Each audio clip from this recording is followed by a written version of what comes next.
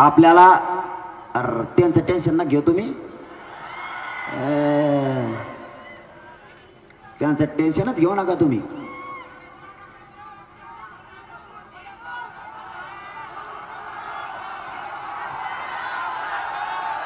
कोण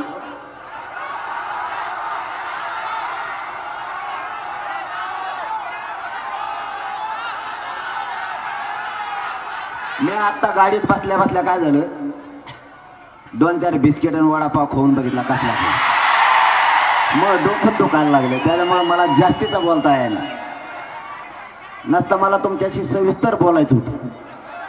पण एवढं डोकं दुखायला लागलं. आम्ही सकाळी थोडं जेवलो होतो आणि माझं जर काही खाल्लं असं अचानक ना तर माझं शरीर मला नाही साध्य. मला एवढा पायऱ्या चढायला सुद्धा 25 मिनिटं लागतात. मी तुम्हाला खोटं नाही बोलणार माय बापा, माझ्या शरीराची एवढी चालणी झाली भयानक की माझं शरीर भयानक त्रास देत आहे मला आता. पण मी तुम्हाला आता मायबाप मानलेलं आहे. लेकरू म्हणून माझ्या खांद्यावर तुम्ही जबाबदारी दिलेली, तर तुमच्या लेकराच्या डोक्यावर आरक्षण देऊन गुलाल टाकूस तर मी नाही हटत. या अपोषणामुळं शरीर इतकं भयानक त्रास देत आहे की मला पायऱ्या चढताना उतरताना सुद्धा माणसाचा आधार घ्यायची वेळ आली. आता पहिल्यांदा मला माणसाचा आधार घ्यायची वेळ येत नव्हती, परंतु आता मला चढताना आणि उतरताना माणसाचा आधार घ्यावा लागतो. कारण या शरीरातलं पूर्ण रक्त कमी झाल्यामुळं आणि कधी माझा पाय ताठन किंवा कधी हात ताठन, कधी मुंग्या येत्या सांगता येत नाहीये. पण मी तुम्हाला आता शब्द दिलेला आहे की मी माझ्या मराठा समाजाच्या लेकराला मोठं केल्याशिवाय नाही हटणार. माझा जीव जरी गेला आणि मी ठरवलंय, माय मावल्या हो, मी ठरवताना ठरवलंय की मरणाच्या शेवटच्या घटका सुद्धा मोजायची वेळ आली तरी समाजासाठीच मोजायची, आपण समाजाशी गद्दारी नाही करायची. मी गद्दार म्हणून मरणार नाही, समाजाची फसवणूक केली म्हणून मरणार नाही. तुमच्याच खांद्यावरती तुमच्याच पायाशी मला मरण यावं, पण मराठ्यांच्या लेकराला न्याय देऊनच यावं. मी दिलेला शब्द खरा करणारे, तुम्ही माझ्यावर विश्वास ठेवलाय. तुम्ही लाखोच्या संख्येने एकत्र एका हाकेवरती येतात. तुमची ताकद मला काही केल्या वाया नाही जाऊ द्यायची. तुमचा विश्वास मला ढळू नाही द्यायचा.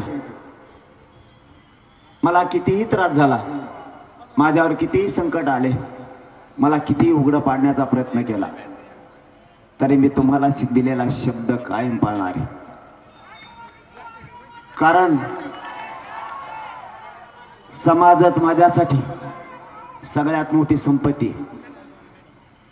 पैसे कमवून आणि तुमच्या जीवावरती पद कमवून कोणाच्या पाय चाटून जगणार नाही, पण इमानदारीनं तुमच्या पायावरती मरायला मी तयार आहे. पण कोणाच्या पाय चाटून मी नाही जगू शकत, कारण मी जातवान क्षत्रिय मराठा आहे.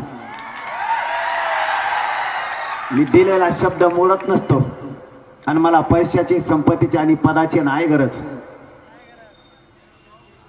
मला तुम्हीच मोठी संपत्ती आहेत आणि तुम्हीच मोठं पद माझ्यासाठी. माझ्या कुटुंबावरून जरी नागर फिरला असला, माझं कुटुंब उघड्यावर पडला तरी मी तुम्हाला कुटुंब मानलंय. मी तुमच्यात माझं कुटुंब बघतो, माझे मायबाप मी तुमच्यात बघतोय. तुम्ही मला नुसते दिसलात बी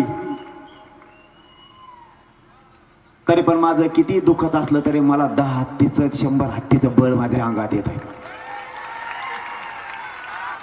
आपलं माया लेकराचं नातं झालंय, आपलं इतकं नातं घट्ट झालंय की समाजाला माझ्याशिवाय आणि मला समाजाशिवाय एक तासही मध्ये जात नाही की एकमेकाची आठवण नाही झाली. मी तुमचा मुलगा म्हणून सगळ्या अपेक्षा आणि तुमच्या सगळ्या इच्छा पूर्ण करण्याचं काम करतोय. मला पूर्ण चारी बाजूने घेरण्याचा प्रयत्न सरकारनं केलाय. छगन भुजबळच्या माध्यमातून यांनी माझ्या अंगावरती अनेक ओबीसीचे नेते घालायचा प्रयत्न केलाय. सरकारनं अनेक केसेस करायचा प्रयत्न केलाय. यासाठी माझ्या विरोधात लावली. आपल्या आसपासचीच फोडून माझ्या विरोधात पत्रकार परिषदा घेऊन मला बदनाम करायला लावले.